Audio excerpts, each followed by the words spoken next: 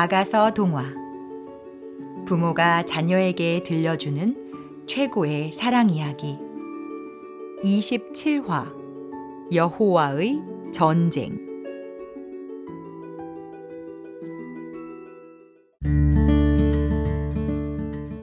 아브라함은 최강대국들을 상대로 불과 318명을 데리고 조카 롯을 찾으러 갔지만 전략을 잘 세워 전쟁에서 크게 이기고 롯을 구해요. 그러니까 하나님의 백성을 구해온 거지요. 아브람은 자기 조카가 붙잡혀 갔다는 말을 듣고 자기 집에서 태어난 잘 훈련된 종 318명을 거느리고 단까지 쫓아가서 병력을 나누고 야음을 틈타 그 네 왕을 공격하였다. 그리고 다마스커스 북쪽 호바까지 그들을 추격하여 약탈당한 재물을 다시 빼앗아오고 조카 롯과 그의 모든 소유와 붙잡혀간 사람들을 모두 되찾아왔다. 그러면 그 하나님의 백성을 구해온 아브라함이 이 전쟁에서 얻은 유익은 무엇일까요? 아브라함은 무엇을 얻었을까요? 아브라함은 약간의 전리품을 걷어오긴 했지만 소돔과 고모라 왕에게도 다 돌려주었어요. 그리고 나머지 자기가 썼던 경비를 제하고 10분의 1을 살렘 왕 멜기세덱에게 주었지요. 이것은 이 땅에서 성도의 전쟁은 자기 자존심이나 자기 가치를 높여주는데 조금도 도움이 되지 못한다는 것을 알게 해주는 내용이에요. 한 걸음 더 나아가 여호와의 전쟁이란 주님이 치르시는 전쟁에 의해 내 욕망이 죽어야 된다는 것을 가르치는 거예요. 죄악의 도시 소돔과 고모라에 불을 내려 잿더미로 만드시고 훗날 하나님을 거역하고 순종치 아니하는 사람들에 대한 본보기로 삼으셨습니다. 그러나 하나님께서는 그 가운데서 롯을 구원하셨습니다. 의로운 롯은 그 성의 사람들이 방탕하게 살아가는 것을 보며 괴로워하였습니다.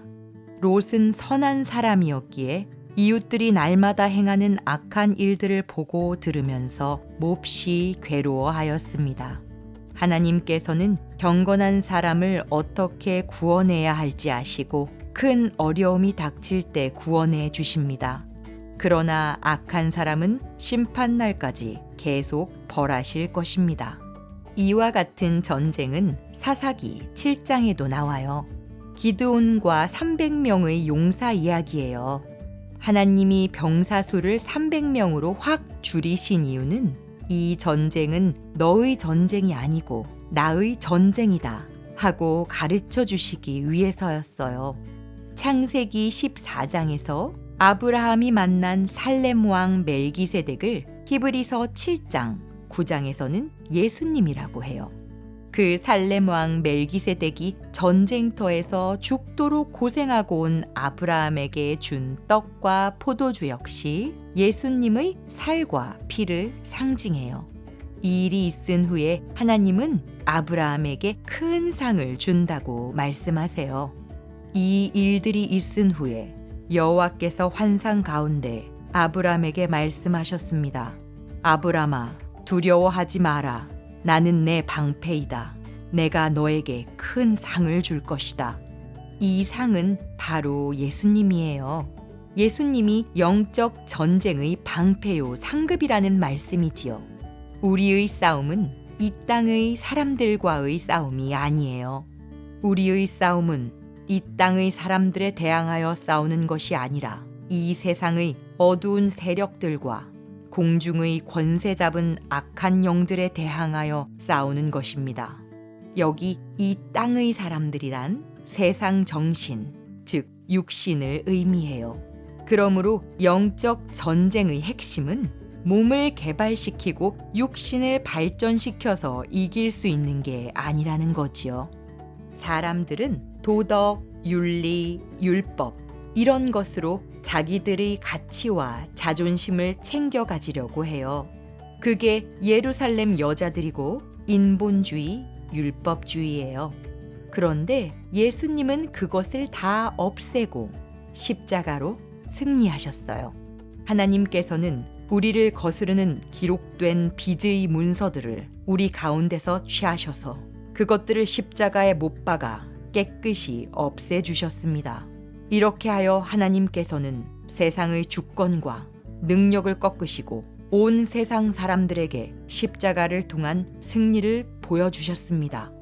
여기서 세상의 주권과 능력이란 에베소서 6장 12절에서 본 마귀의 세력이에요. 그걸 십자가로 꺾어버리고 무장해제 시키셨다는 거지요. 그러니까 나를 위해 내 존재의 가치와 내 영광만을 위해서 살려고 하는 육신의 정욕을 십자가로 무장해제 시켜버리시는 거예요. 한편 에베소서 6장 13절의 전신갑주를 요약하면 십자가 복음, 즉 예수 그리스도가 우리의 무기라는 의미를 담고 있어요. 전신갑주를 입는다는 건 예수님을 입어야 구원이 완성된다는 뜻이지요. 예수님이 교회의 머리가 되어 교회와 연합되기 때문에 예수님에 의해 구원받은 모든 백성은 예수님과 함께 하나님께 드려지게 돼요. 성경에 하나님께서 모든 것을 그분의 발 아래 복종시키셨다라고 기록되어 있습니다. 여기서 모든 것을 그분의 발 아래 복종시킨다고 할 때는 모든 것을 그리스도 아래 두신 하나님 자신은 그 안에 포함되지 않는다는 것이 분명합니다. 하나님께서 모든 것을 하나님의 아들 아래 복종시키실 때에는 아들 자신도 모든 것을 자기 아래 두신 아버지께 복종할 것입니다. 그리하여 하나님께서 우주의 주님으로서 만물을 지배하실 것입니다. 성도가 이 세상에서 예수님처럼 죽어간다는 건 아무렇게나 산다는 게 아니라 하나님의 은혜가 아니면 한순간도 존재일 수 없다고 고백하는 거지요. 그때 비로소 전쟁에 이길 능력을 얻는 거예요. 성도의 신앙생활이란 이렇게 술람미의 모습으로 아브라함의 318명으로 기드온의 300용사로 다윗의 물맷돌로 나타나는 거예요. 그런 의미에서 오늘 아가서 2장 1절의 신부가 자신을 소개하는 말은 실망스럽기 짝이 없어요.